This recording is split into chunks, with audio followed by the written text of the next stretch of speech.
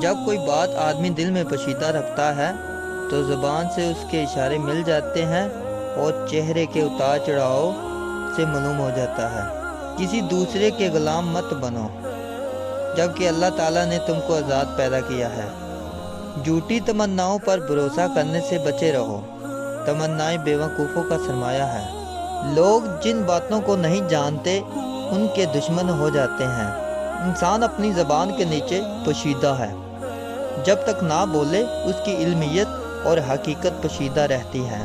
زبان سے نکلا ہوا ایک لفظ نعمتوں کو چھین لیتا ہے۔ کبھی کسی کی اصلاح کے لیے اپنے آپ کو مت بگاڑو، حق پرست بنو اور اپنے باطل پر تیز گام نہ ہو۔ باپ کے حق میں بیٹے کی شہادت قبول نہیں کی جاتی۔